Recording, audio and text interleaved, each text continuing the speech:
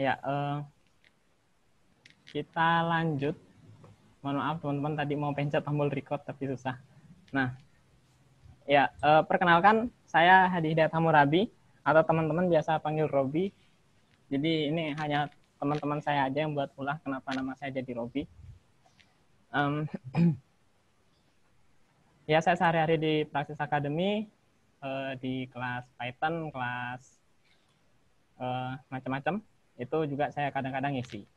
Nah, oke, berkaitan dengan materi hari ini, agenda kita adalah mempelajari tentang pertama program komputer, kemudian bahasa pemrograman, kemudian baru kita masuk ke Python, lalu dasar-dasar Python. Nah, di dasar-dasar Python kita akan berbicara mengenai mode interaktif, struktur dasar Python, kemudian variabel dan tipe data, operasi aritmatika, kendali program, struktur data, dan masuk ke fungsi. Oke, yang pertama ini dasar saja untuk mengulang, mungkin merefresh ya atau apa. Nah, jadi pemrograman komputer itu adalah proses perancangan dan pembuatan perangkat lunak.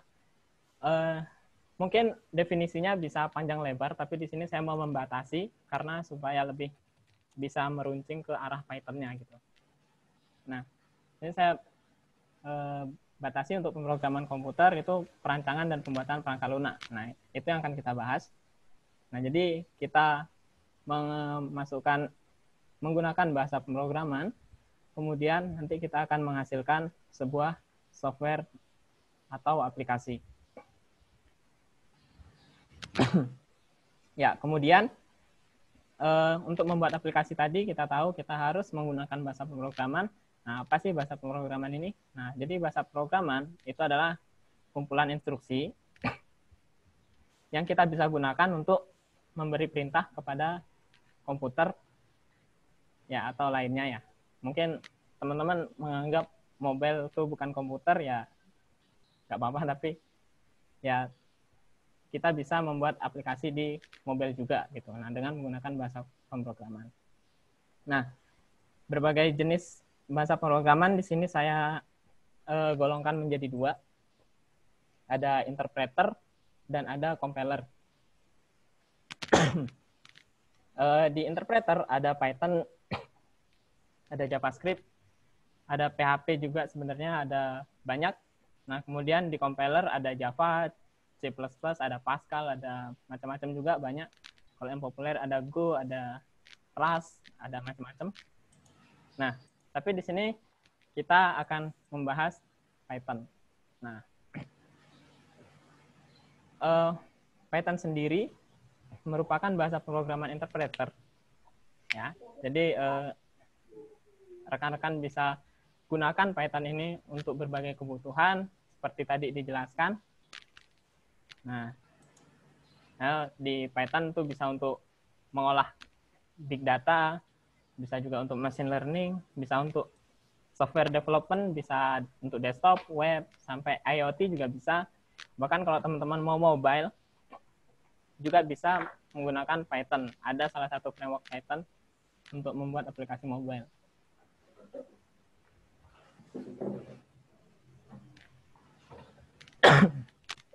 Oke.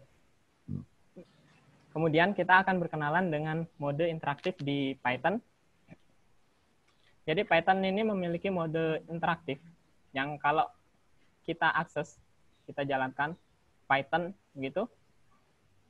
Nah, ini kita akan dapat satu prompt yang kita bisa memasukkan perintah-perintah Python ke mode interaktif ini. Nah, ini rekan-rekan yang sedang online di laptop, silakan dicoba buka command prompt atau terminal atau apapun CLI itu. Nah, jadi bisa dicoba ketik Python. Nah, nanti akan masuk ke mode interaktif. Oke. Ada yang coba? Kalau ada, saya perlu tunggu sebentar berarti. Gimana?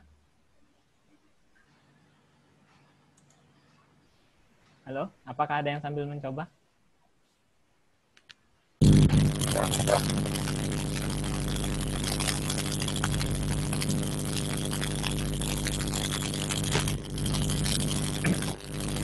Ya, Mas. Belum install Python-nya. Oke. Eh, Oke, kalau mau install Python dulu nggak apa-apa. Suara apa? Ya, tolong ini yang audionya dari mana taunya ya? Oke. Nah, ya. Oke, kalau mau install Python dulu nggak apa-apa. Sedang install ini. Iya, yang sudah install silakan dicoba. Nanti kalau belum silakan install sambil ini kita yang lain lanjut. Nah, jadi ini mode interaktif. Sebenarnya mode ini jarang digunakan. Mas Karena, Windows kok nggak bisa, Mas? Oke, halo, gimana? Windows kok nggak bisa nih jalan itunya. Oh ya, bisa dibuka ini nggak? Apa? Apa tuh? Yang ikut aja lah. Oke. Masih install belum selesai-selesai. Oh ya udah skip aja. Oh ya, Yang oke. ikut. Oh udah. Nah, alhamdulillah. Oke. Kalau gitu kita lanjut. Jadi mode ini sebenarnya jarang digunakan. Walaupun di beberapa framework sangat membantu. Misalkan di Django itu mode interaktif ini sangat membantu. Tapi jarang digunakan karena di mode interaktif ini kita tidak melakukan Ctrl S untuk save, kemudian copy paste atau cut gitu-gitu, itu tidak selincah kita di kode editor lain. Nah, yang biasanya kita kalau ngetik kode kan di kode editor. Ya. Sehingga programmer lebih sering menulis kode di kode editor. Nah,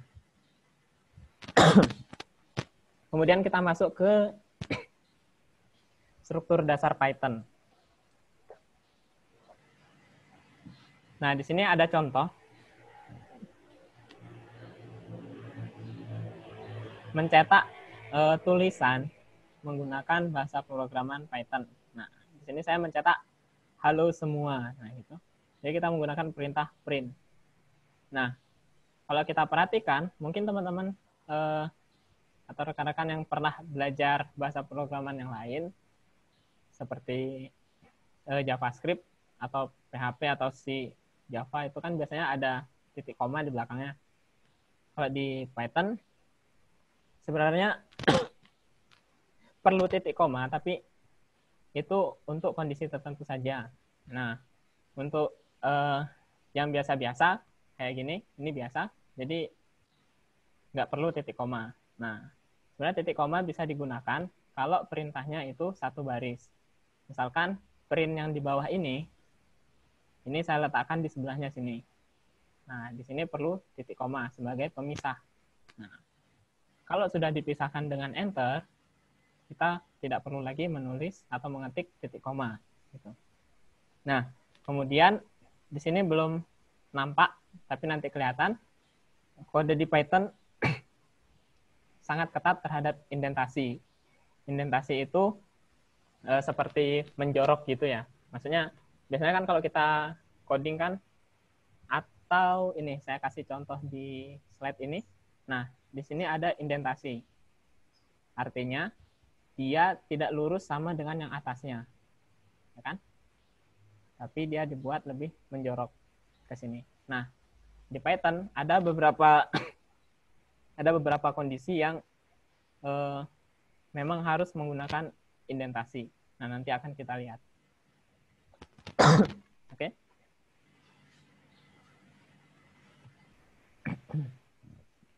Kita lanjut ke variabel dan tipe data. Nah, kalau kita lihat tadi kode yang ini, kita belum menggunakan variabel, jadi kita mencetak tulisan itu dengan langsung menulis tulisannya seperti ini ke fungsi cetak gitu ya. Nah. Oke, kalau kita menggunakan variabel, kita bisa membuat sebuah wadah, kemudian kita isi, lalu kita olah isinya. Nah, di sini kita membuat wadah yang bernama nama gitu ya, karena di sini memang untuk menyimpan nama. Lalu isinya adalah teks, praksis akademi gitu. Nah, di Python teks itu dibuat dengan menggunakan tanda kutip di depan dan di belakang, gitu ya. Di awal dan akhir harus menggunakan tanda kutip. Bisa menggunakan tanda kutip 2 juga. Nah, ini artinya variabel nama berisi teks praksis akademi gitu. Kemudian saya print atau saya cetak variabel nama, dia bukan lagi menampilkan nama gitu, enggak, tapi dia menampilkan isi dari variabel nama. Nah, selanjutnya ini contoh untuk data yang bukan teks. Kenapa kita tahu dia bukan teks? Karena tidak ada kutip di depan dan di akhir. Kemudian memang tidak ada satupun huruf, ya kan? Nah, jadi kita tahu dia bukan teks, tapi dia angka. Nah, di sini kita cetak isi dari variabel tahun, maka akan tampil 2020. Nah, untuk memberi gambaran terhadap jenis data tadi antara teks dan angka gitu. Nah, di sini saya sudah menulis. Jadi ibaratkan variabel itu sebuah gelas. Gelas kan dapat diisi apapun. Nah, umumnya itu memang diisi susu, kopi, sama teh. Atau yang lainnya gitu ya. Atau wedang jahe, apa kayak nutrisari gitu. Nah, tetapi apakah pasir bisa diisi ke gelas? Apakah batu kerikil bisa diisi ke gelas? Apakah rumput-rumput kecil itu bisa diisi ke gelas? Bisa, ya kan? Tetapi apakah umum? Ya, mungkin buat beberapa orang umum, tapi buat kebanyakan orang ya nggak umum gitu ya. Nah, jadi inilah kaitan variabel dan tipe data. Jadi ada variabel apa, isilah dengan data yang tepat. Misalkan nama, itu isinya jenisnya misalkan ini gelas, isinya air putih. Nah, misalkan ini gelas, isinya kopi. Nah, ini kayak gitu. Ya, jenis-jenis data ini kita biasa sebut dengan istilah tipe data. Nah, ini kayak gitu. Tipe data di Python sendiri ada banyak sekali, tapi untuk mempermudah kita bisa bagi menjadi beberapa. Di sini kita sudah lihat ada teks atau tulisan. Nah, di sini juga kita bisa lihat ada angka. Nah, sebenarnya ada satu lagi yaitu boolean. Boolean itu jenis datanya hanya 2, antara true atau false, antara benar atau salah. Nah, kalau angka kan dari 0 sampai 9 dan kombinasinya ya. Nah, kalau boolean itu hanya 2, jadi true atau false. Nah, untuk tipe data lainnya, teman-teman bisa cari di internet karena memang banyak sekali tipe data. Nanti ada bilangan pecahan, itu namanya float. Nah, tapi di sini tidak saya gunakan karena untuk mempermudah pembagiannya aja. Nah, kita lanjut. Kemudian kita masuk ke operasi aritmatika. Nah, di operasi aritmatika kita bisa melakukan operasi-operasi dasar penghitungan. Ya, di sini memang saya tampilkan yang dasar. Kalau yang nggak dasar tuh nanti ada pangkat, kemudian akar gitu ya. Nah, tapi di sini saya mau mencontohkan yang dasar. Nah, di sini teman-teman untuk melakukan operasi matematika cukup melakukan seperti di kalkulator ya, seperti ngetik di kalkulator. Jadi cukup 1 tambah 2 gitu. Nah, kemudian di print. Nah, kemudian 4 tambah 8, kemudian di print. Atau teman-teman bisa juga menyimpan nilainya ke variabel terlebih dahulu. Jadi A isinya adalah 10, B isinya adalah 20, kemudian kita tampilkan hasil jumlah dari A dan B. Nah, jadi kayak gitu. Nah, ini umum banget digunakan. Jadi saya harap teman-teman bisa mencatat. Nah, kemudian kita masuk ke yang sedikit lebih perlu berpikir. Jadi kalau sebelumnya program kita hanya berjalan satu arah, maksudnya ya dari atas ke bawah, sudah gitu, ke bawah gitu aja. Nah, sekarang menggunakan kendali alur program, kita bisa membuat program kita yang tadinya lurus ke bawah, dia menjadi bercabang, straight gitu. Nah, jadi ya, jadi ada lurus kemudian bercabang gitu. Nah,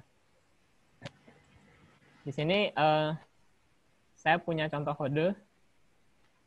Yang pertama, di sini saya punya variabel nilainya 80. Kemudian, untuk melakukan percabangan, kita menggunakan sintaks if. Nah, di sini saya membuat 2 jalur. Jalur pertama adalah jalur yang kalau nilai isi dari variabel nilai lebih dari 75. Nah, jalur kedua kalau tidak lebih dari 75. Nah, karena di sini nilainya adalah 80, berarti dia masuk ke jalur yang lebih dari 75. Maka dari itu, hasilnya adalah selamat kamu lulus. Nah, jadi kayak gitu. Itu percabangan. Nah, kemudian kendali alur program yang kedua adalah perulangan. Nah, kalau dalam bahasa pemrograman yang lain, umumnya menggunakan istilah iterasi. Nah, tapi perulangan juga cukup umum. Nah, kalau tadi yang ini kita menggunakan sebuah kondisi untuk menentukan jalur arah program. Kemudian dia akan kembali ke jalur utama dan lurus melanjutkan proses. Nah, bedanya dengan perulangan adalah dia membuat cabang, tetapi cabang itu bisa balik lagi ke sebelumnya gitu. Jadi bisa berputar, bisa muter. Nah, kalau ibarat gang jalan itu, nah kita masuk ke gang, terus dia bisa muter balik gitu. Nah, ini perulangan. Jadi kalau biasanya sering ditipu sering ditipu taksi gitu, jalurnya muter-muter. Nah, itu bisa diibaratkan perulangan gitu ya. Nah, kemudian ada 2 jenis perulangan di Python. Yang pertama ada for dan ada while. Ini keduanya umum digunakan. Untuk contoh for seperti ini. Kalau teman-teman yang berpengalaman di bahasa pemrograman lain, mungkin sedikit agak berbeda. Karena biasanya di bahasa pemrograman lain itu perlu 3 bagian ya untuk di for. Nah, kalau di Python agak beda. Kalau di sini, di contoh ini, saya ingin melakukan perulangan sebanyak 10 kali. Nah, berarti ini ibarat keliling sebuah jalan, saya mau mengelilinginya 10 kali. Nah, dengan range, dengan fungsi range, ini kita bisa mendapatkan list angka dari 0 sampai 9. Nah, secara mendalam list nanti akan saya bahas selanjutnya. Tapi dengan membuat range 10 seperti contoh kode ini, artinya kita ingin membuat angka dari 0 sampai 9. Karena kalau kita hitung 0 sampai 9 itu jumlahnya 10. Nah, berarti kita pengen di sini range dari 0 sampai 9 gitu ya. Nah, kemudian untuk setiap perputaran kita simpan ke variabel angka. Nah, setelah itu setiap putaran kita mencetak nilai dari angka. Nah, akan menghasilkan seperti ini. Nah, kemudian di bawah ada while. Di sini saya membuat contoh ini. Jadi kalau saya membuat variabel pintar sama dengan true. Nah, ini boolean tadi yang saya sampaikan. Pintar sama dengan true. Ya, kalau pintar bernilai benar gitu. Nah, kemudian masuk ke perulangan. Ketika pintar, print atau cetak aku pintar, gitu ya. Nah, kemudian pintar saya buat bernilai false. Supaya apa? Supaya perulangan ini tidak berlanjut, supaya perulangan ini berhenti. Nah, jadi dia hanya mengulang 1 kali. Nah, sebenarnya kalau pintar ini tidak saya ubah ke false, dia akan melakukan perulangan ini selamanya, karena di sini selalu true atau selalu benar. Nah, tanya dong. Oke, setelah ini sebelum slide selanjutnya nanti akan saya buka untuk bertanya ya. Nah, saya lanjut dulu. Kemudian pertanyaannya, kapan menggunakan for, kapan menggunakan while? Nah, ilustrasi yang biasa saya gunakan adalah contohnya push up. Jadi kalau for, perintah untuk push up-nya adalah tolong push up sampai 10 kali. Nah, itu menggunakan for. Kalau menggunakan while, tolong push up sampai kamu capek. Nah, kira-kira sampai capek itu berapa kali? Bisa 2, bisa 3, bisa 100, bisa 1000. Kita nggak pernah tahu berapa kali dia push up-nya. Nah, itu menggunakan while. Nah, jadi kalau yang jelas batasannya berapa, itu gunakanlah for. Nah, kalau kita belum tahu batasannya, ada berapa kali putaran, gunakanlah while. Nah, oke, itu kapan menggunakan for dan kapan menggunakan while. Nah, tadi untuk teman-teman yang mau bertanya, silakan. Ya, saya tanya Andi Budimansyah. Itu Ya. kalau ngelihat contohnya for dan while itu saya lihat nggak ada ininya deh ya, nggak ada and for atau and while-nya ya. Yang membedakan tadi indentation-nya aja ya. Iya, benar. Kalau di Python kita tidak menggunakan and for atau and while. Jadi untuk body dari perulangan atau bagian yang dilakukan di dalam perulangan itu diberikan indentasi atau dibuat sedikit agak menjorok. Nah, untuk kode yang tidak menjorok berarti dia sudah di luar for ini. Kalau misalkan contohnya yang for. Nah, ya misalkan kita contoh ini ada di satu program yang sama. Misalkan for kayak gini, kemudian while itu disambung di sebelah sini, itu dia sudah iterasi yang berbeda. Kecuali while-nya dibuat menjorok atau diberikan indentasi. Nah, maka while-nya termasuk ke dalam for. Nah, jadi kayak begitu, Pak. Tanya, Mas. Iya, silakan. Ya, aku Ronald ya, tanya dari Ya. Jogja nih. For itu bentuknya kan for angka in range. Tadi aku juga udah coba kalau angka itu bisa didefinisikan di awal enggak untuk nomor awalnya. Kalau aku coba tadi buat satu variabel khusus angka kayak di sini misalnya atasnya aku bikin variabel kan tetap jadi 0 awalnya. Nah, kira-kira di Python ini dia bisa nggak definisi awalnya tuh nggak nol untuk angkanya, sehingga kalau ada kebutuhan khusus bisa lebih mudah, atau emang dia harus bikin variabel baru yang akan ditambahkan di dalamnya. Ya, kalau jawabannya bisa. Kita tinggal mainkan di fungsi range-nya. Sebenarnya range ini bisa menambah, bisa menerima 3 parameter. Yang pertama itu awalnya dari berapa, kemudian akhirnya itu berapa, kemudian Berapa banyak ya? lompatnya berapa. Oh, Misalkan di sini dia nyebutnya step. Nah, jadi misalkan 1 sampai 10. Nah, di sini berarti kita perlu parameter 1,10. Ya berarti kan 1 sampai 10 ya. Nah, ya kalau dia ujungnya 10, berarti dia sampai 9. ya. Ya.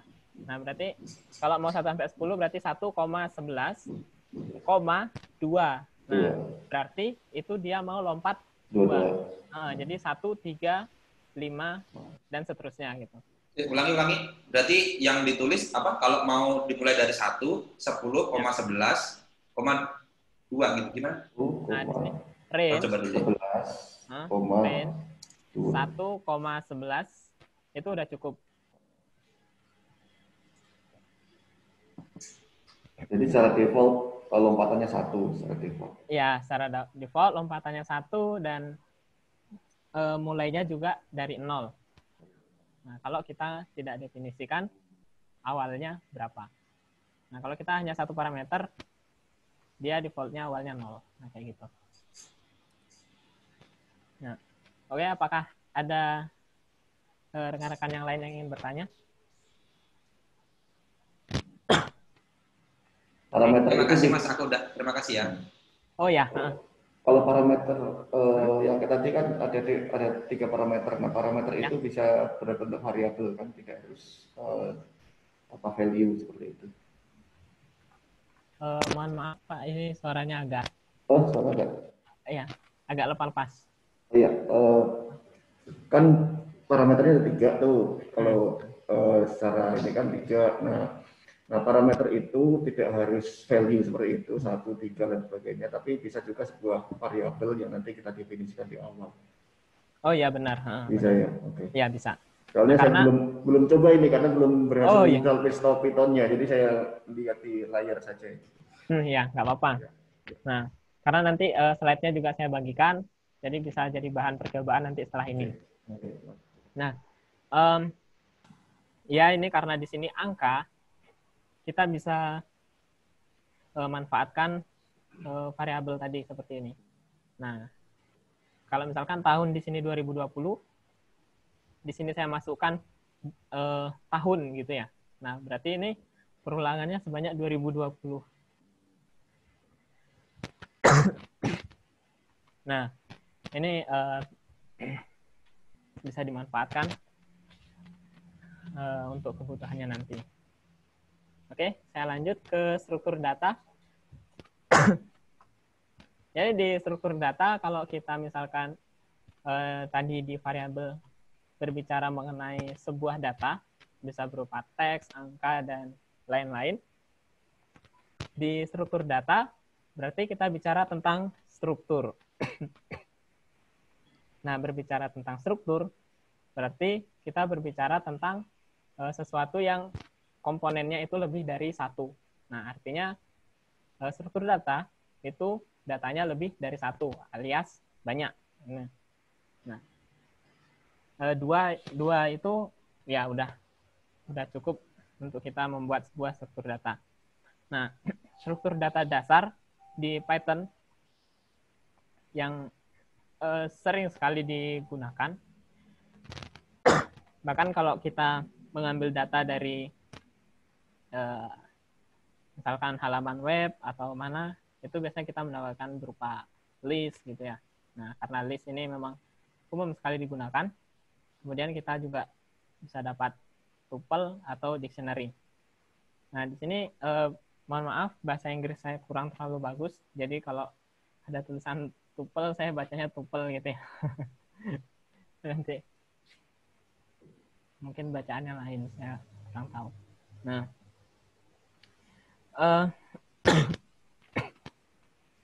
Ya, kita masuk ke struktur dasar, ke struktur data list. Pada bahasa pemrograman lain, itu ada yang menyebut array atau larik bahasa Indonesianya. Nah, list ini adalah barisan data gitu. Nah, misalkan kalau ada rekan-rekan yang pernah membuat list kegiatan untuk hari ini gitu, list pengeluaran, list pemasukan. Nah, itu kan bentuknya berbaris ya. List pengeluaran 10.000, 20.000, 30.000, nah kayak gitu. Nah, itu di Python kita nyebutnya list. Nah, oke. Nah, di sini saya punya contoh variabel nilai yang isinya adalah sebuah list. Nah, untuk membuat list kita bisa menggunakan kurung siku. Kemudian setiap elemennya kita pisah menggunakan koma.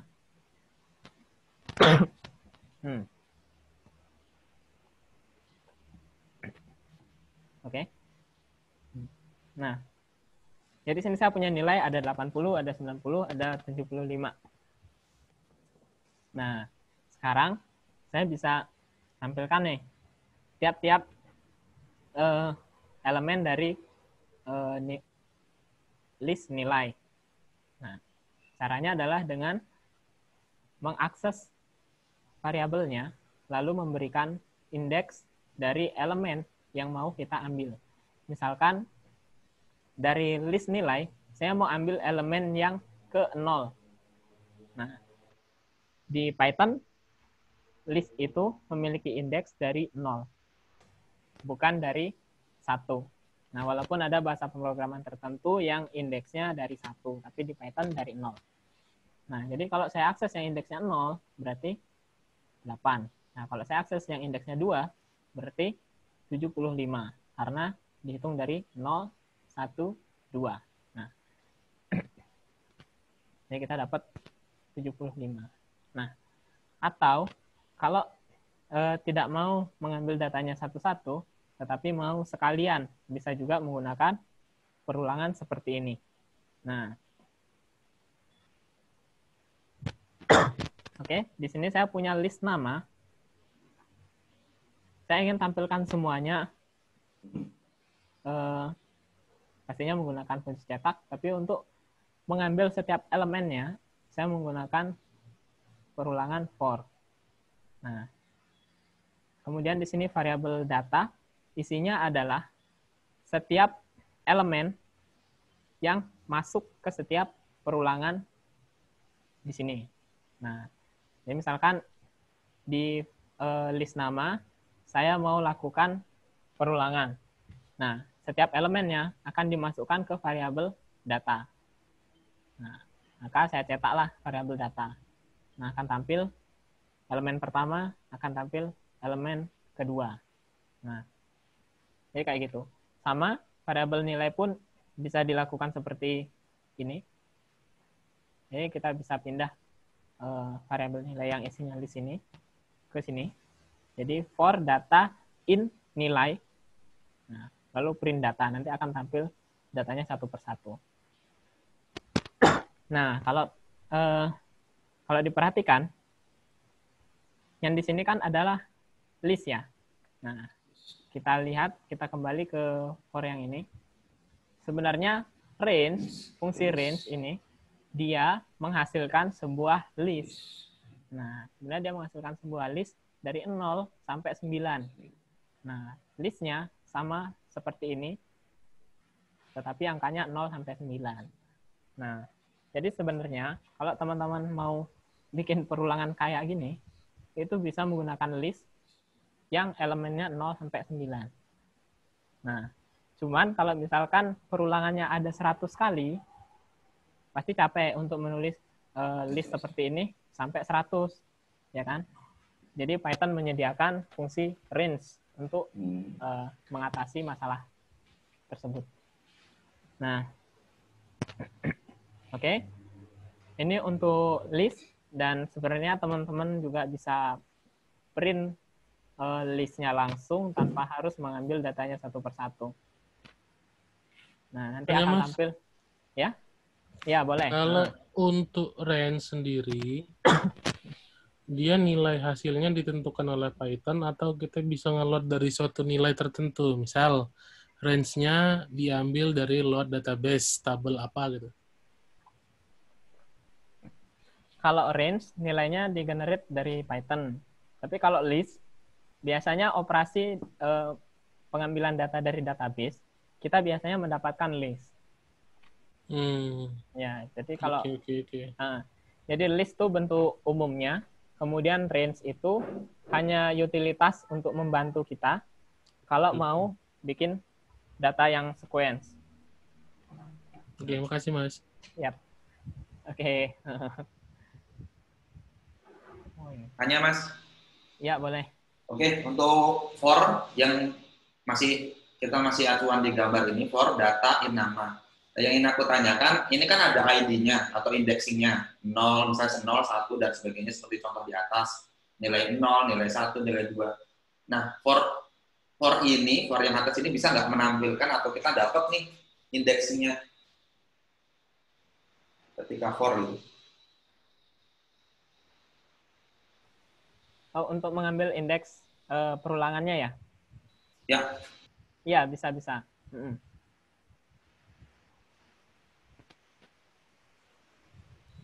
Ya, jawabannya bisa.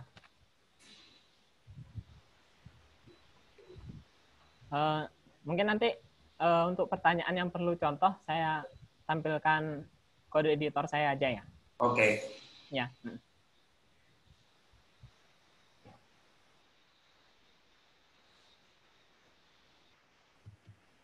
Untuk list, apakah ada pertanyaan lagi?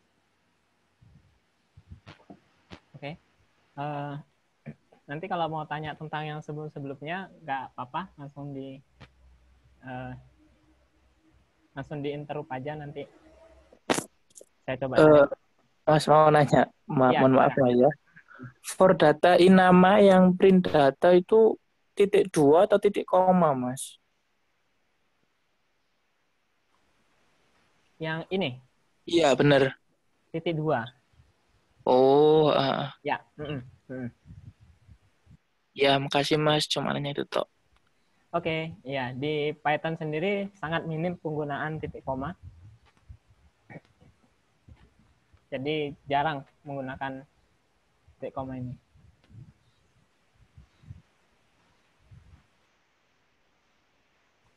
Oke, kita masuk ke struktur data selanjutnya, yaitu tuple. Nah, tuple ini sama seperti list, datanya berurutan, tetapi kita tidak bisa melakukan perubahan di elemennya. Jadi kalau list tadi, kita bisa melakukan operasi seperti ini nih. Nilai ke 0 kita ubah jadi berapa gitu. Atau jadi apa gitu, kita ubah, itu bisa kalau di list. Nah, tapi kalau di tuple tidak bisa, akan menghasilkan error seperti ini. Nah, oke itu. Nah, kemudian untuk membuktikan list sama dengan tuple, selain ini ya, selain dalam hal ini, saya coba melakukan ini, menampilkan datanya dengan for dan sama, bisa. Nah, jadi ini sama seperti list, hanya saja operasi ini tidak dapat dilakukan pada tuple. Nah, untuk variabelnya sendiri tetap bisa diubah nilainya. Jadi misal nilai sama dengan 75 gitu bisa, tapi tuplenya akan hilang. Nah, kalau nilai indeks ke 0 diubah sama dengan 75, artinya kita mengubah elemen di tuple. Nah, ini tidak diperbolehkan di Python. Kalau di list bisa. Dan satu lagi, tadi ketinggalan, di list kita bisa menyimpan data yang bercampur ya, bukan cuma nomor di sini, bukan cuma angka. Di sini juga kita bisa masukkan, misalkan dalam bentuk tulisan Rp1.000 gitu juga bisa. Misalkan nilai barang. Nah, jadi ada koma Rp1.000 gitu, nah itu juga bisa. Jadi bisa bercampur datanya. Nah, ini untuk tuple. bedanya dengan list hanya datanya tidak bisa diubah. Nanya Mas, Ya, silakan. kalau di aplikasi realnya itu untuk apa tuple-nya Mas? Ya, tuple biasanya digunakan untuk pengaturan-pengaturan. Nah, kalau pengaturan-pengaturan kan biasanya pengaturan yang default sama sistem atau yang memang nggak bisa diubah. Nah, itu biasanya kan ya memang user kan nggak bisa mengubah ya. Kalau jenis data berupa tuple tuh untuk ya itu membatasi perubahan. Jadi misalkan udah disetting kayak gitu, ya udah. Gitu. Nah, Ya Mas. Jadi intinya untuk data-data yang tidak perlu update, tidak boleh diupdate, gunakanlah tuple. Nah.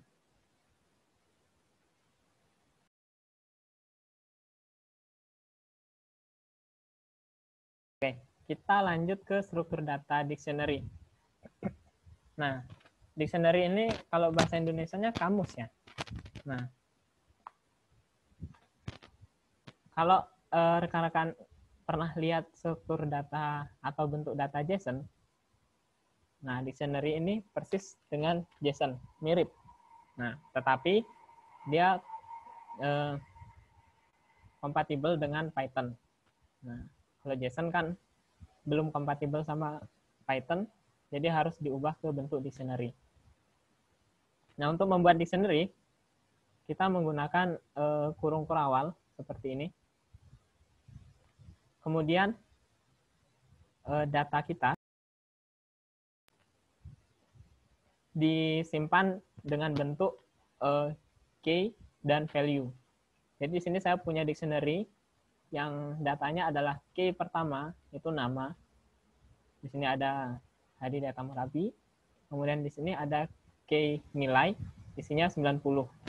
Nah, di sini sebenarnya tidak harus teks untuk menyimpan angka. Itu bisa langsung 90 gitu. Nah, kemudian kalau saya cetak, maka saya akan mendapatkan dictionary kayak gini. Nah, jadi sama persis ya sebenarnya, nggak ada bedanya. Nah, kemudian untuk mengambil nilainya, kita bisa gunakan operasi yang sama seperti mengakses elemen array. Tetapi bedanya, di sini bukan indeks yang kita masukkan, tetapi key. Nah, jadi untuk data dengan key nama, nah, kita cetak, maka akan keluar dari data Merapi, gitu ya. Nah, kemudian untuk mengambil nilai seperti ini caranya. Nah, kemudian untuk menggunakan for, kita bisa lakukan seperti ini.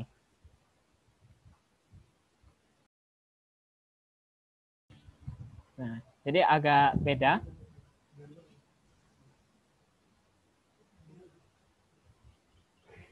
Tapi di sini kita bisa mendapatkan key dan juga value dari data yang kita ingin tampilkan. Nah,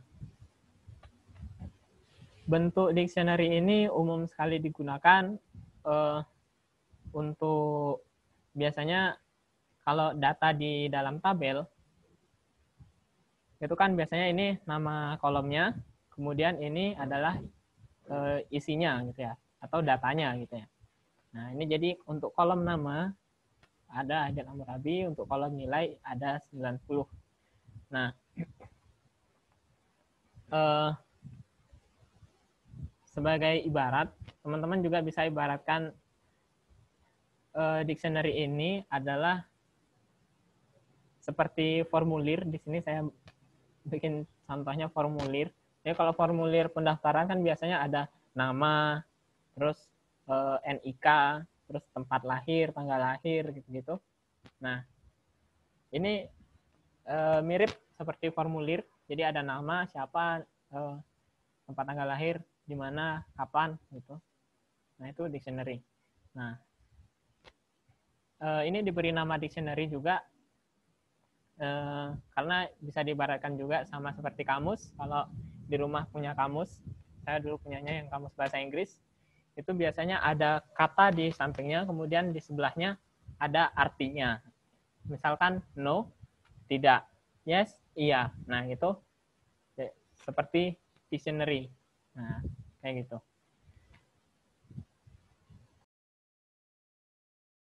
Untuk struktur data dictionary, apakah cukup jelas?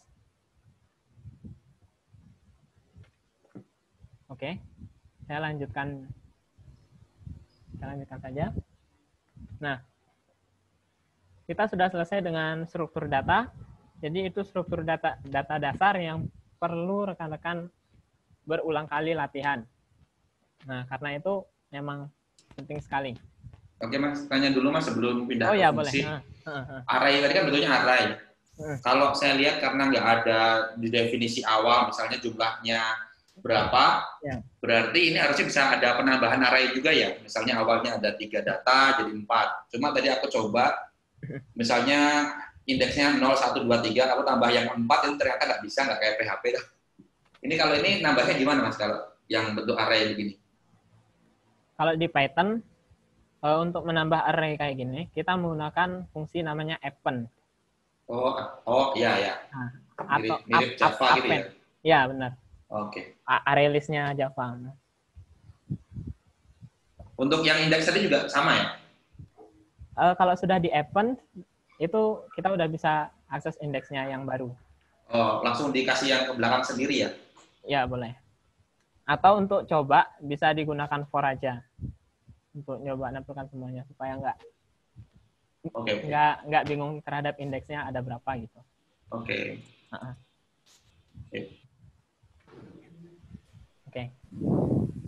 Oke, sebelum kita lanjut lagi, apa ada yang ingin tanyakan lagi? Mas, saya masih penasaran. Ini mohon maaf, ini saya kenal sebelum dapat Python-nya ini. Ini penasaran dengan ini apa nama dictionary ini. No. Ini kan contohnya kan satu ini ya, indeks sama key sama value-nya kan satu-satu. Ini kalau 2 atau lebih dari 1 cara mengakses indeks tertentunya itu gimana ya? Cara mengakses key tertentunya ini. Saya masih belum kebayang. Ya, baik Pak, saya terima dulu sebentar ya. Ya, nggih.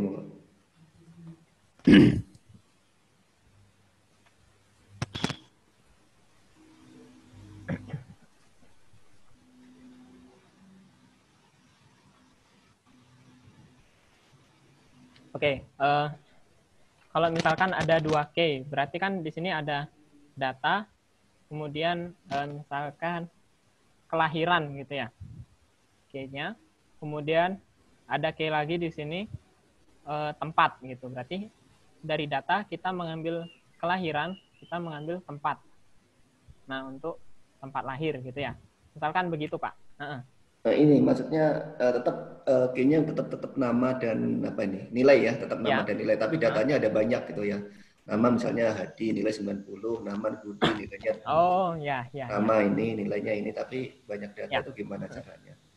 Ya, berarti kita memanfaatkan 2 struktur data, list dengan dictionary. Jadi kita membuat satu list yang isinya adalah dictionary seperti ini. Nah, untuk mengaksesnya, pertama karena kita mempunyai list, jadi kita harus mengakses indeks dari dictionary yang mau kita ambil. Nah, indeksnya sama seperti ini. Jadi kalau misalkan dictionary-nya ada di indeks ke 0, ya berarti ambil ke 0. Nah, kayak gini. Nah, nanti kita akan mendapatkan sebuah dictionary. Nah, apakah dictionary?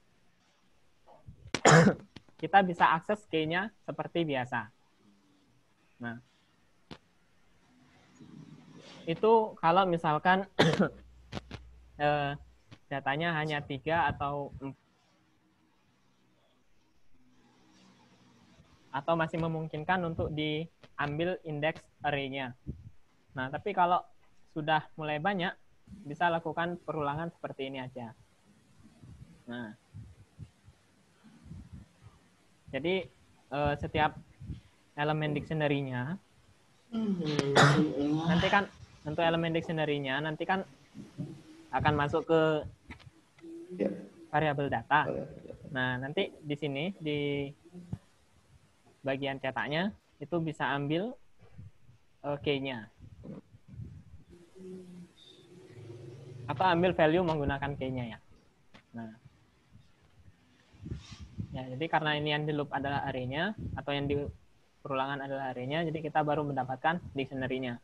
Untuk mengambil data di dictionary-nya, kita ambil menggunakan key-nya di sini. Ya. Begitu, Pak. Ya, Oke, sudah mulai agak gambaran. Jadi mirip, jadi intinya list of dictionary ya, atau array of Benar. record lah. Ya, Array of record kalau di bahasa lain. Oke. Mm-mm. Oke, sepertinya logikanya udah masuk. Ya, matur suwun, Mas. Ya, kayak gitu. Oke, Pak. Oke. Halo, Apakah Mas. ada? Ya, boleh. Itu sama kayak fungsi atau metode ya, Mas? Untuk dictionary ya? Iya, yang tadi Mas jelaskan. Ya, dictionary agak beda sama fungsi atau metode. Bukan agak beda ya, tapi beda. Nah, jadi dictionary ini masuknya ke struktur data. Jadi dia gimana kita mengemas data.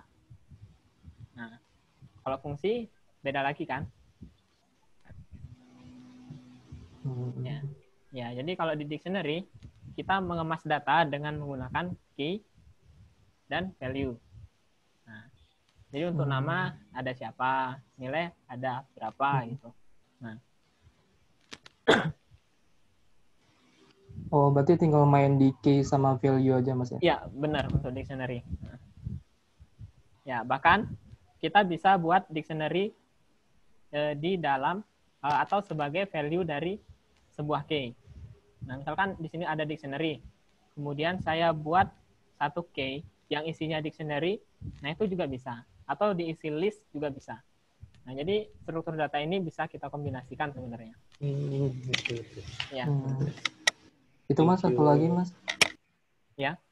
Ini saya penasaran. Itu kalau di Python memang harus titik tanda kutipnya harus 1 Mas ya? Enggak. Jadi bisa titik 2 juga. Petik 2. Nah, soalnya kalau misalnya ada kata nama Jumat, Jumat kan JUM strip atas AT gitu ya? Ya, sebenarnya penulisan Jumat yang benar tuh nggak pakai kutip, Mas. Soalnya, nggak pakai kutip? Iya. Nah, tapi kalau mau pakai kutip 2 boleh. Cuma di sini kalau mau menggunakan kutip 2 kan harus pencet tombol shift kan? Kalau kutip 1 nggak perlu. Nah, jadi saya mending pakai ketik 1 aja udah. Biar ringkes ya. Iya, kayak gitu. Nah, kecuali kebutuhan tertentu tadi kalau misalkan kutip, nah itu saya menggunakan kutip 2. Walaupun sebenarnya pakai kutip 1 juga bisa, nanti tinggal ditambahkan backslash di sebelum kutip yang di dalam. Oh. Nah. Oke, Mas. Makasih ya. Saya dulu lulusan jurusan bahasa, makanya. Iya, harus teratur sih ya. Oke, saya lanjut ke fungsi struktur data. Saya harap dapat dipahami. Kemudian ke fungsi ini adalah bagian penting sekali dari Python karena di Python sendiri memang functional programming, jadi memang mendukung object oriented. Tapi banyak sekali aktivitas yang dilakukan di Python itu menggunakan fungsi. Nah, yang pertama saya mau sampaikan dulu fungsi itu apa. Jadi fungsi adalah kumpulan perintah sebenarnya yang bisa kita gunakan kembali. Nah.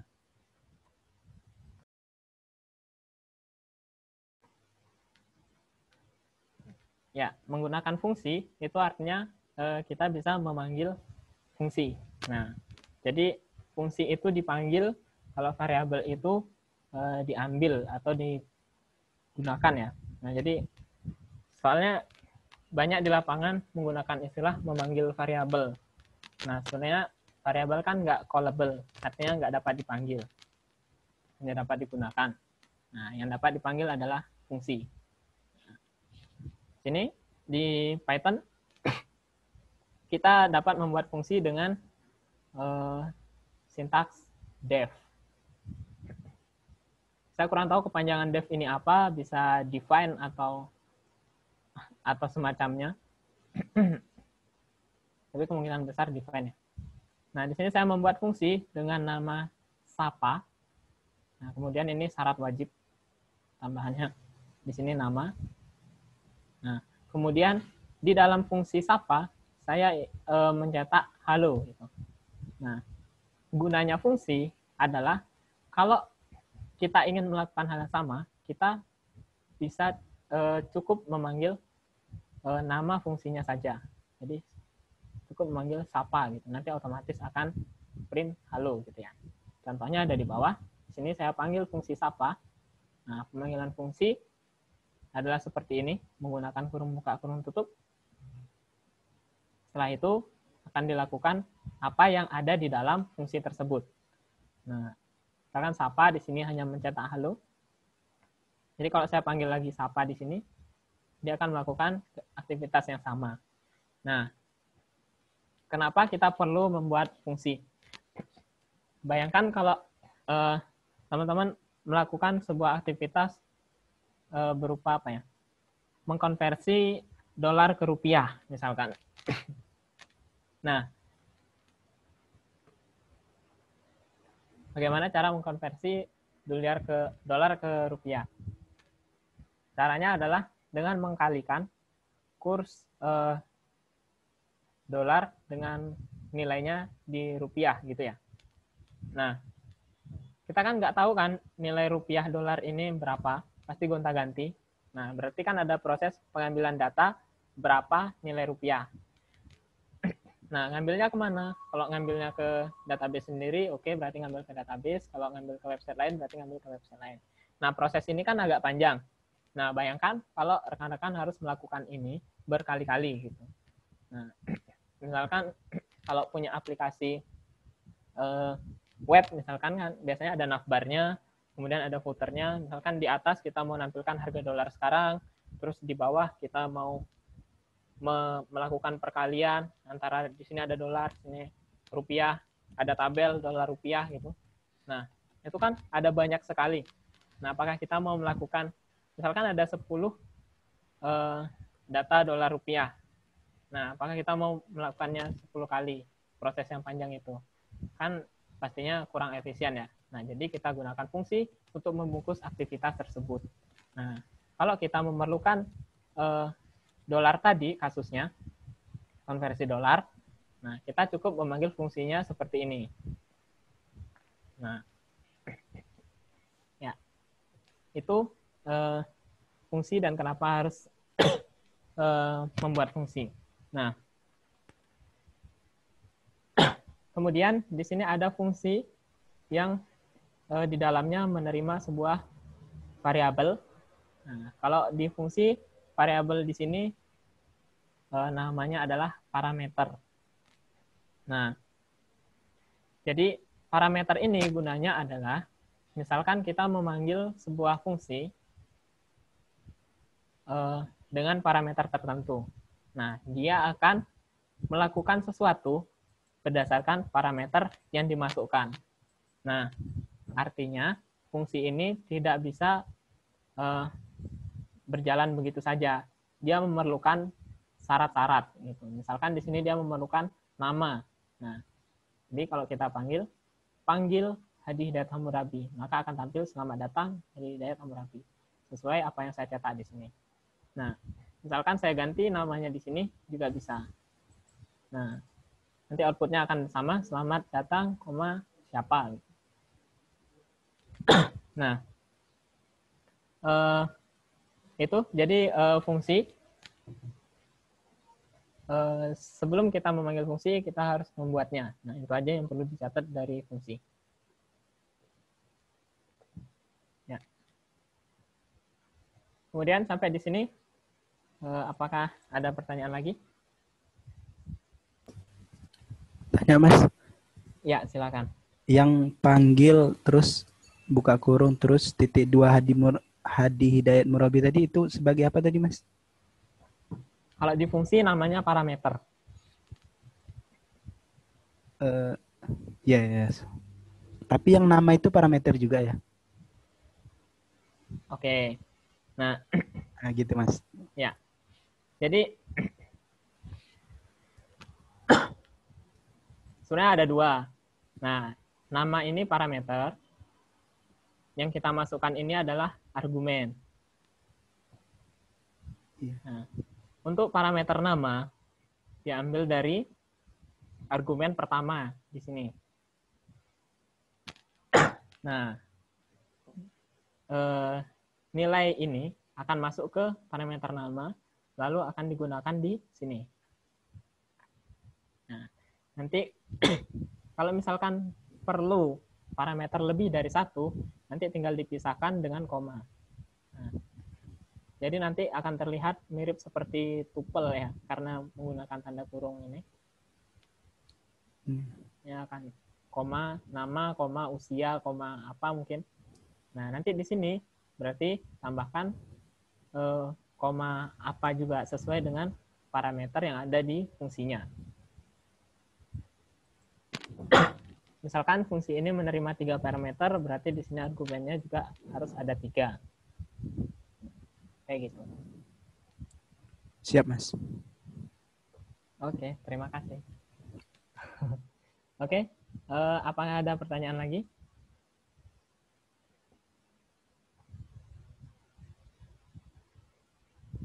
Tanya Mas. Ya, silakan. Fungsi ini parameternya bebas ya, bisa array atau bisa dictionary, list gitu. Bebas aja ya? Ya, bebas. Bahkan bisa boolean, bisa angka, bisa teks. Nah, ini udah. Objek gitu. Objek juga bisa. Oke. Ya. Oh, sama satu lagi Mas. Ya. Aku dari tadi bikin print yang seperti kursornya jenengan ini loh. Print dalam kurung F. Ini petik 1 ya? Petik 1 ya. Aku nyoba itu kok dari tadi gagal terus ya. Patternnya versi berapa? 37 apa ya? Oh ya, harusnya bisa. Bisa ya? Kalau nggak bisa pakai fungsi format. Oke. Thank you ya.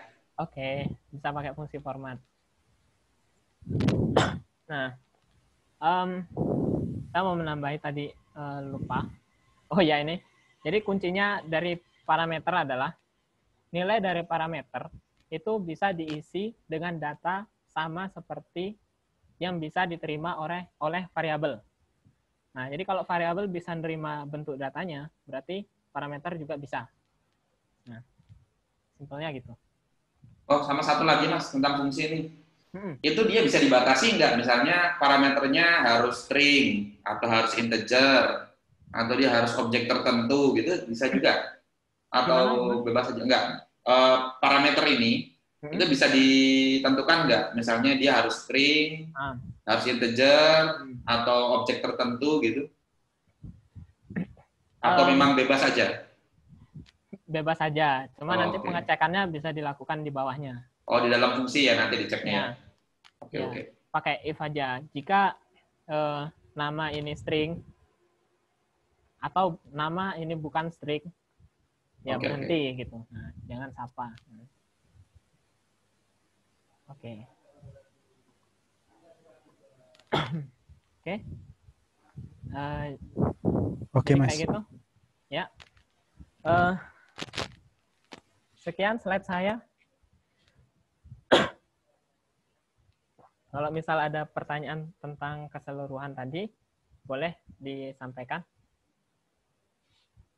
Punya aku error ya Mas. Ini baru mulai belajar ini tadi.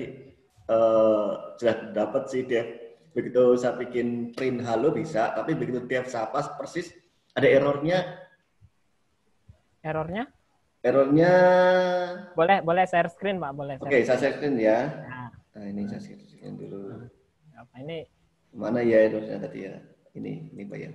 Ya, nah, saya tag dulu. Waktunya masih sedikit panjang, jadi bisa. Seperti ini kelihatan ya? Ya.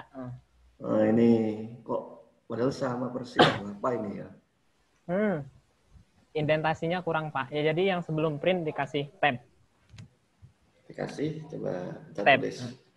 Oh, tab dulu, Dep. Lanjut. Titik 2, enter. Berarti harus tab lagi ya? Ya, tab. Oh, gini ya? Ya. Oh, coba. Lalu, oke, terus enter ya. Oh iya, sip, thank you. Oke, Pak. Soalnya tadi di situ nggak kelihatan mana tab-nya. Oke, makasih Mas. Ya, siap. Ya, stop share dulu. Ya. Ya. Saya tanya juga Mas, mau share screen boleh ya? Boleh.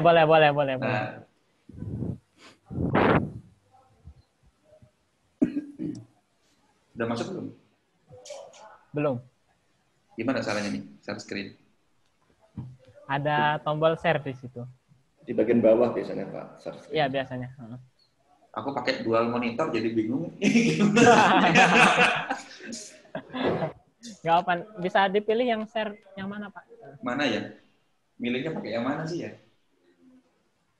Ada gambarnya ketika saya screen yang mau dipilih. Di bawah Mas Dito. Dalam partisipan ada chat tuh. Oh iya, ini kayaknya. Awas jangan sampai salah share. Ini ya, bener ya? Ya, bener. Nah, ini nih yang aku tadi tanya nih. Aku udah pakai petik 1, tapi dia keluarnya gini. Coba saya cek. Kelihatan nggak ya? Kelihatan, Pak, sebentar.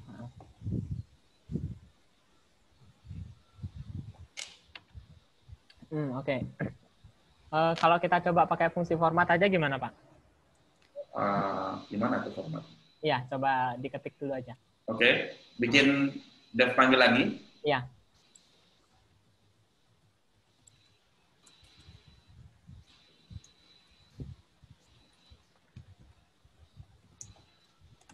Oke. Terus?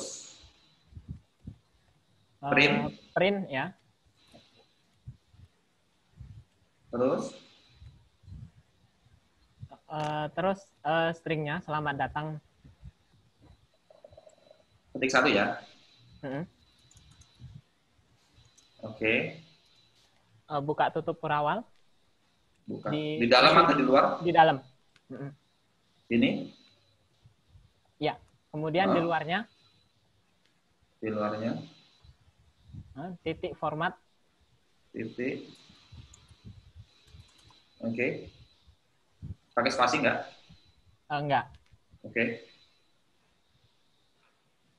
Nah, setelah itu kurung buka, kurung tutup. Ya, nama. Ini kurung kurawalnya dibiarkan kosong? Iya, dibiarkan. Bentar lagi. Panggil.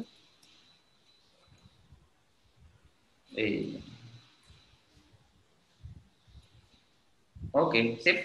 Iya. Makasih ya. Oke, Pak. Kalau mau 2 variabel, formatnya gimana? Berarti kurawalnya 2 dan di formatnya 2 variabel.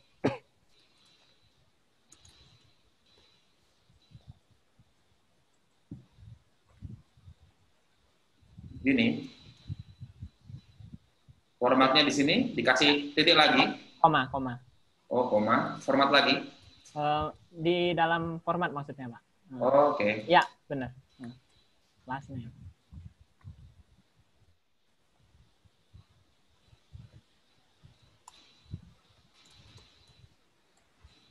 Sip. Oke. Ya, terima kasih. Oke, Pak. Mas, nanya Mas.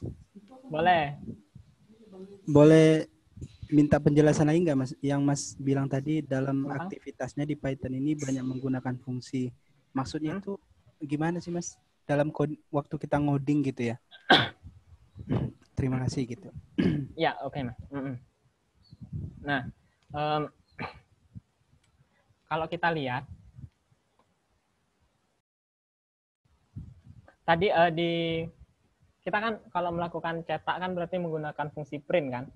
Nah, print aja itu sudah memanggil fungsi. Nah, kemudian tadi kita lihat juga format itu kan fungsi juga. fungsi dari string. Nah, itu fungsi. Nah, terus untuk menambah array itu kita pakai fungsi .append. Nah, itu juga fungsi. Nah, jadi berbagai macam bawaan dari Python-nya sendiri itu sudah banyak sekali dibuat dari fungsi-fungsi yang kita bisa panggil gitu. Nah, jadi kayak gitu Mas. Makanya kalau di Python itu bisa dibilang kuat sekali untuk functional programming. Nah, di Python sendiri punya fungsi biasa yang kita bikin pakai def tadi. Terus ada lambda function, ada closure, ada juga higher order function, itu semua bisa di Python. Nah, yang menunjukkan kalau Python ini memang kuat di fungsional. Nah, jadi kayak gitu Mas, memang Python kuat di fungsional. Siap Mas, makasih Mas. Oke. Oke, apakah ada yang ingin didiskusikan lagi? Mas mau nanya. Iya, silakan. Ini saya perhatikan secara konsep sama kayak Java ya. Gimana? Kurang lebih. Oh maaf Mas, suaranya putus-putus. Oh. Halo? Iya, halo. Mas. Iya, tadi saya perhatikan secara konsep sama kayak Java. Ya. Di Java.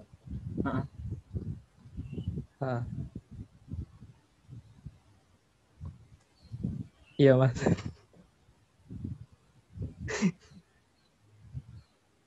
Halo? Oh ya, sorry. Ini internet saya nggak stabil. Oke, gimana Mas? Sama-sama seperti Java terus? Iya, secara konsep saya perhatikan sama di Java. Oke. Cuman ini kayak lebih ringkes gitu kali Mas ya? Ya, kalau benar. Python. Benar. Ya. Kalau di Java kan panjang, mau ngeprint aja misalkan pakai sort.out print ln, terus string apa dan segala macam. Benar. Kalau ini tinggal panggil print aja Mas ya? Iya, benar. Dan untuk enternya itu udah otomatis Mas ya? Misalnya kalau otomatis di Java kan titik koma, ya. Kalau di Java kan print ln dia nge-enter gitu. Kalau print doang dia nggak nge-enter ke bawah. Kalau ini udah otomatis Mas ya? Oh, kalau itu kan biasanya urusan itu biasanya diatur di kode editornya. Kalau otomatis enter. Nah, cuman di Python ini menggunakan enter itu untuk memisahkan instruksi perintah gitu. Nah, kalau di Java kan menggunakan titik koma. Jadi walaupun enternya banyak ke bawah, kalau belum ada titik koma, belum satu perintah kalau di Java. Nah, kalau di Python nggak perlu titik koma. Cukup enter, itu sudah memisahkan perintah satu dengan yang lainnya. Kecuali memang untuk menulis data yang ada penutupnya atau menulis instruksi yang ada penutupnya. Misalkan kalau kita membuat array, kan kita harus membuka dengan kurung siku buka, kemudian kita harus menutup dengan kurung siku tutup, gitu ya. Nah, jadi kalau di antara tengah-tengahnya kita enter, itu dia masih satu instruksi pembuatan array, gitu. Nah, kecuali kalau setelah penutupnya kita enter, nah itu udah selesai instruksinya kayak gitu. Oke, gitu Mas. Iya. Ya, makasih Mas. Siap. Makasih Mas. Ya. Oke, sambil lanjut saya mau share lagi. Ini. Iya, makasih Mas. Ya. Apakah kelihatan ini? Saya share screen. Iya, kelihatan Mas. Kelihatan. Ya, tadi di tengah ada yang bertanya, gimana caranya untuk mendapatkan indeks setiap perulangannya. Nah, ini saya punya contoh kodenya. Kalau dijalankan outputnya seperti ini.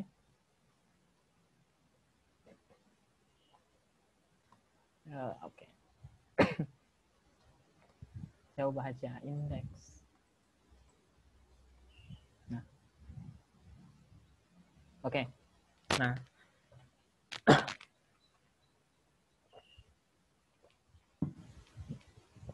Ini untuk mendapatkan perulangan dan juga indeksnya. Perulangannya dari array. Kita bisa dibantu sama fungsi enumerate. Nah, jadi di sini kita masukkan array kita sebagai parameter pertama.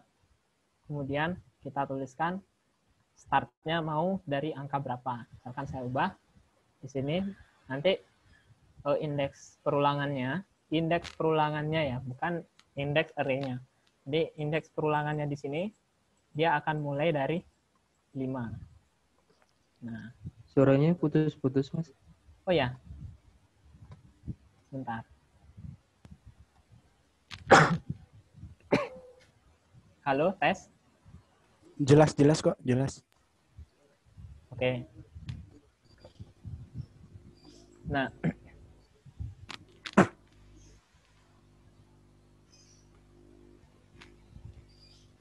oke, apakah yang bertanya ini tadi memantau? Sorry.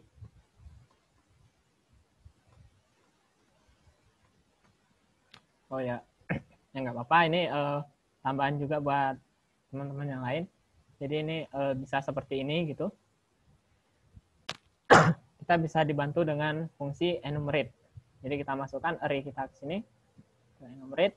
Nah, kemudian nanti kita akan mendapatkan indeks perulangannya dari 0 sampai seterusnya, berapapun elemen array-nya. Tuh, sini. Nah, jadi kayak gitu ya. Nah, saya juga mau memberi contoh untuk list of dictionary.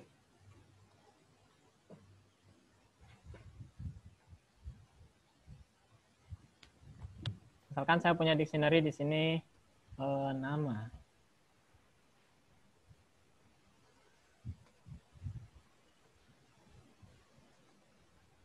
Di sini ada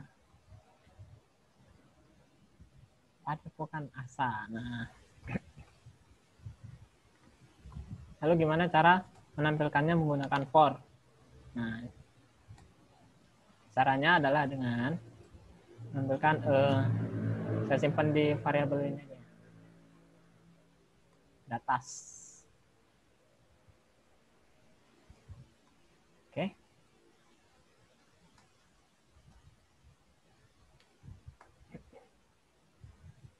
Kayak gini.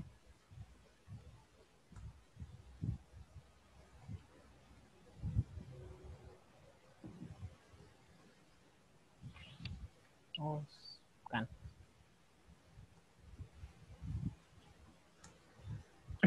Data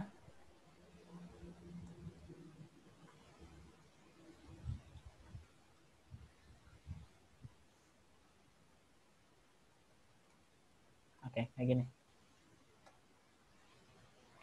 Oh, sorry.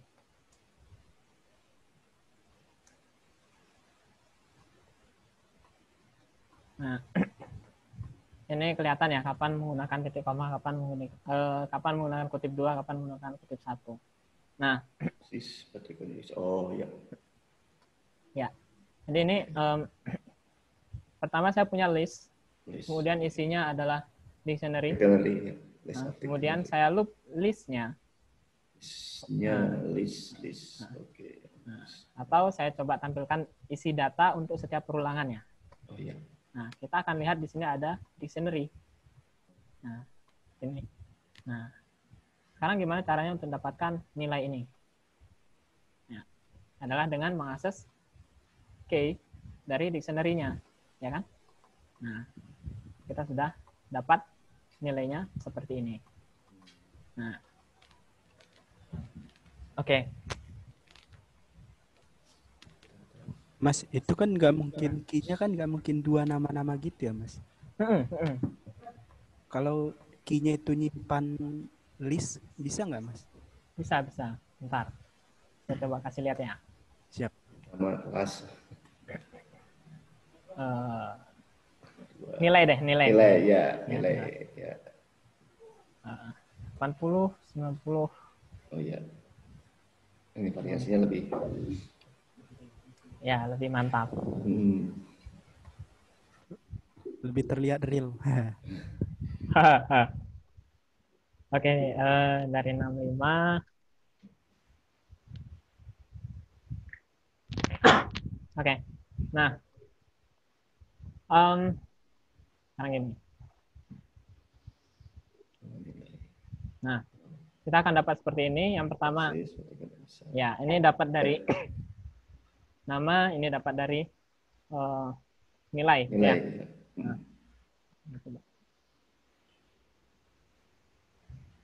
Nah, oke.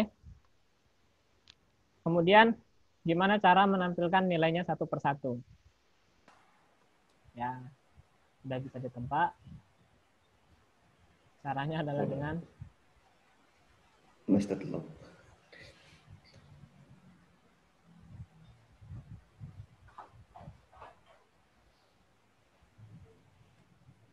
Ya, yang kayak gini.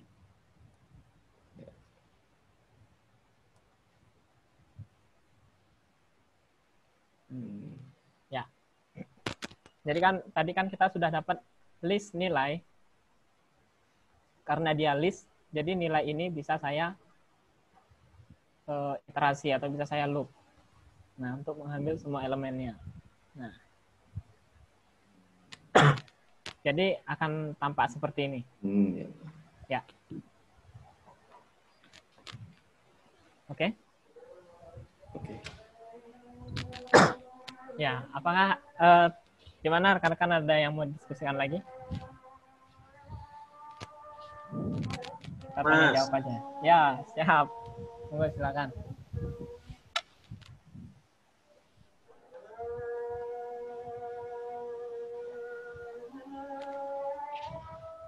Oke. Silakan.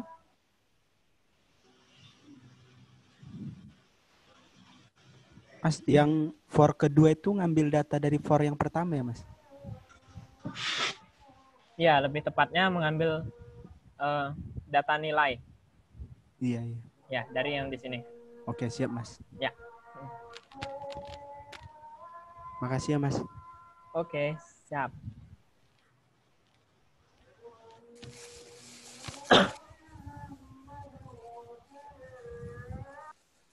Oke, kalau ada yang mau menyampaikan lagi, silakan, waktu saya silakan. Nanti sharing recordnya ya, Mas ya. Hasil recordnya di sharing ya. Ya, siap. Nanti slide-nya juga. Ketinggalan materi yang di atas tadi, belum selesai, belum jadi Python saya jadi. Ya, Pak, siap. Siap.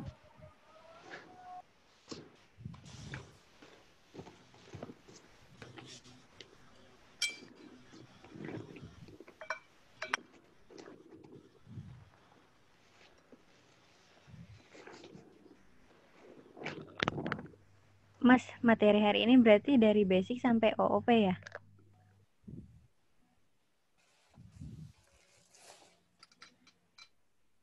Masih mute. Masih mute. Masih di mute, Mas. Oke, mohon maaf ini Ibu atau Mbak, tapi hari ini kita belum sampai ke OP. Karena OP kan sudah masuk ke paradigma kita ke sana. Langsung. Nah, nanti oke, ini sambari apa yang disampaikan yang lain. Saya coba kembalikan ke Pak Abdullah. Oke, terima kasih teman-teman. Bagaimana hari ini? Sudah baru pemanasan kan? Mantap Mas, mantap. Mantap, siap. Ini kayaknya rutin menarik ya, kalau rutin gitu ya. Menarik Pak. Oh, jos banget. Ya, kita memang apa istilah orang Jawa itu alon-alon dikit. Pelan-pelan aja, yang penting kita paham dulu. Yang penting paham dulu kan. Nanti habis itu kita lanjut sedikit mungkin gitu ya. Ya, 3 bulan lockdown nggak apa-apa deh. 3 bulan janganlah kita. Oke. Protokol ini bisa nih, lockdown ini. Oke, jadi mungkin ini kita sampai jam berapa ya? Sampai adzan duhur, Mas. Ini udah sampai adzan duhur. Sudah adzan kalau Jogja ini. Purwokerto juga sudah adzan. Ini sebenarnya memang apa namanya masih panjang nih anunya ceritanya.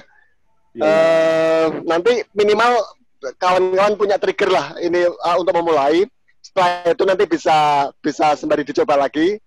Nah, minggu depan kita lanjut ke yang mulai belajar pakai framework sebenarnya. Atau mau atau minggu depan mau apa namanya? OOP dulu.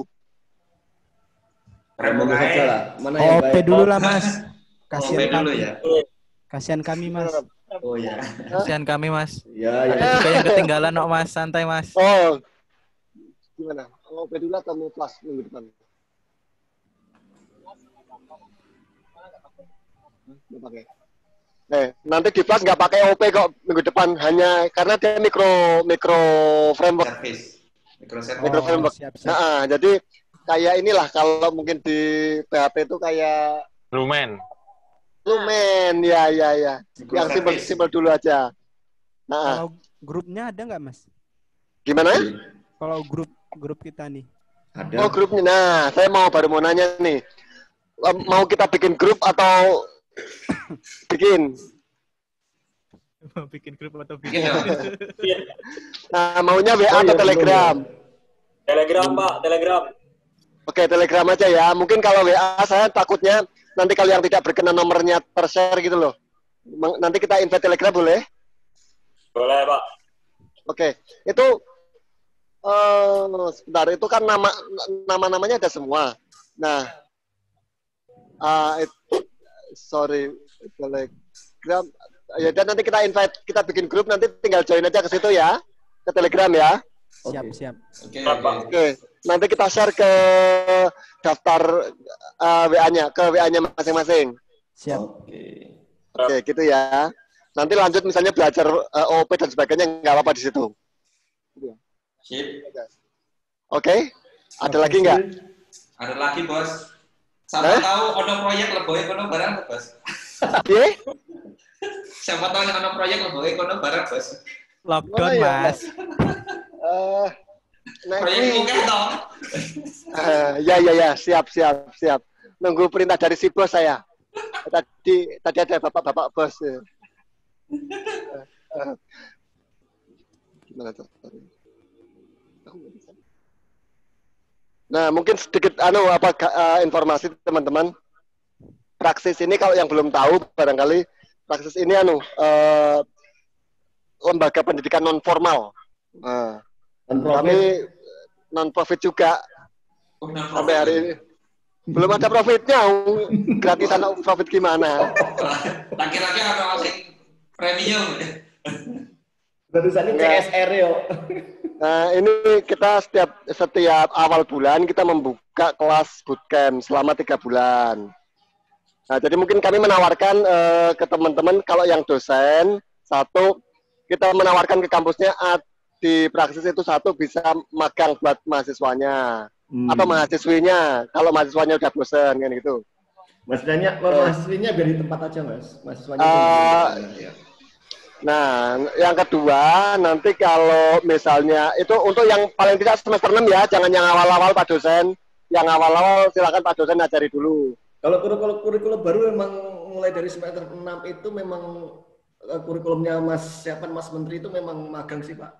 Nah, ya wes. Jadi nanti mulai dari kita 6, 7, 8 itu magang. Siap. Ya nanti Bapak dosen kami tawarkan ada 3 hal. Satu, untuk magang mahasiswanya atau mahasiswinya. Yang kedua, untuk bootcamp persiapan kerja. Oh ya, magang itu 6 bulan minimal. 6 bulan ya. Nah, 1 semester ya, itu ya. 1 semester. Kalau untuk yang persiapan kerja itu minimal 3 bulan. Itu bootcamp. Intensif ya. Insentif. Nah, itu dedet aku. Yang ketiga, nanti kita mungkin untuk Bapak Ibu dosen sama guru-guru kita bisa sharing bareng mungkin tiap weekend kayak begini. Gitu ya. Siap, Bos. Nah, yang untuk yang non kampus umum silahkan kita buka setiap awal bulan. Nah, ini COVID masih di rumah aja. Per 1 Mei kita buka, sekarang ada pendaftaran.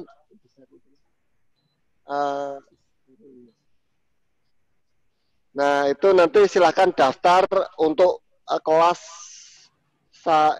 awal Mei. Kalau misalnya nanti di awal Mei itu masih lockdown, kita akan tiap hari online. Tapi kalau nanti sudah nggak lockdown, bisa offline ke praksis. Di-share di Facebook aja Bos ininya apa namanya? Nah, ini mau di-share nih pendaftarannya. Nah, itu link pendaftarannya di-share. Di mana? Di chat. Ini di-share screen. Oh ya. Nah, itu alamat pendaftarannya SID HTTPS 5X EKW. Ini ya. Ya, dibuka daftar di situ ya. Itu mulai. Ini belajar apa sih yang ini? Nah, untuk awal Mei kita punya kelas ada Python dari basic. Nah, ini kan tadi cuma 2 jam nih. OOP aja belum nyampe gitu kan. Nah, makanya ini dengan kelas yang intensif itu bukan insentif ya. Ya, intensif. Bukan pemerintah soalnya Pak, tidak bisa ngasih insentif. Nah, yang intensif itu nanti belajar dari basic banget sampai kalau Python-nya sudah ini sampai dia nanti masuk ke belajar project. Nanti lanjutnya ke AI. Gitu. Nah, oke. Yang kedua ada kelas untuk yang suka Java, itu kita ada kelas full stack dari mulai Java basic banget, nanti kemudian sampai belajar micro framework, microservice, sampai nanti dikenalin sedikit front end pakai Vue.js. Jadi belajar Java, tahu front end-nya. Sampai ke microservice-nya. Itu yang ketiga, kalau mau belajar sukanya khusus front end, itu ada kelas front end. Kita kalau teman-teman sudah kenal namanya micro front end. Wow. Udah kenal kan? Belum. Ya, gini micro front end itu. Gini. Gini. Micro front end itu selama ini kan kita ini kan kalau saya bilang itu kalau udah view aja, React aja, Angular aja, front end-nya kan gitu kan. Nah, dengan micro front end itu kita nggak peduli lagi dengan itu. Yang bisa React pakai React, yang bisa Vue pakai Vue, yang bisa Angular pakai Angular. Jadi semuanya bisa interaksi, bisa terhubung dalam satu frame, dalam satu page itu semua variabelnya bisa saling interaksi. Jadi tidak ada lagi ceritanya dependensi terhadap saya bisanya cuma React, harus React semua. Saya bisanya cuma Vue, enggak. Bisa micro front end, Bos. Gitu. Nah, ini kelasnya front end. Aku merasa katrok enggak tahu.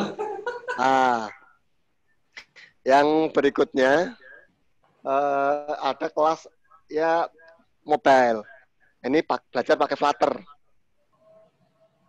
Oke, dari basic nanti mulai dari belajar Dart gitu kan, kemudian sampai ke Flutter sampai ke project. Semua ini nanti di praksis konsepnya adalah project based. Jadi materi satu bulan, dalam 1 bulan itu nanti setiap hari isinya case, setiap hari.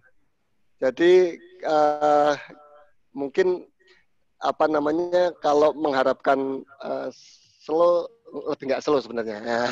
Lebih nggak slow karena lebih nggak slow. Jadi ya. Mas Andi kalau di kampus kan nggak pernah ngasih tugas tiap hari kan? Nggak tiap hari, tiap minggu tugasnya. Ini tiap hari. Oh, iya. Nanti setiap jam 5 sore itu proyeknya sudah harus di-push, ya. udah harus di-push. Habis itu kita cek bareng-bareng. Oh, yang dikerjakan benar apa enggak? Oh, ada gimana yang ini? Terus setiap hari selama 3 bulan. Gitu. Mantap tuh, Jos. Dan mungkin yang paling penting buat semuanya, semua itu adalah gratis. Tis. Nah, udah gitu. Silakan. Gratisan. Gratisan. Pemburu gratisan.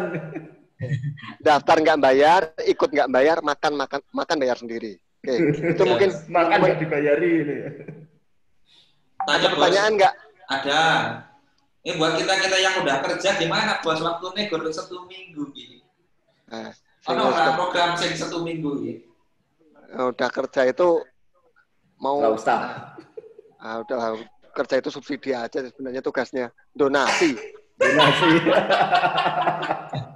Terus kerja saya jauh baik gratisan baik. Oh, Rano ini kok Rano Rano wadahe kok biar mesti tahu lewat di jalan. YouTube. Ini kebetulan hari Sabtu udah di melu aku hari biasa ya. Ya. Oke, jadi nanti mungkin kalau memang misalnya ini ya kita bisa bikinlah kelas bareng-bareng Sabtu Minggu. Mungkin ini kita mulai pakai streaming gitu ya. Ya mudah-mudahan ya bisa menjangkau teman-teman yang sudah bekerja. Terima kasih banyak bos.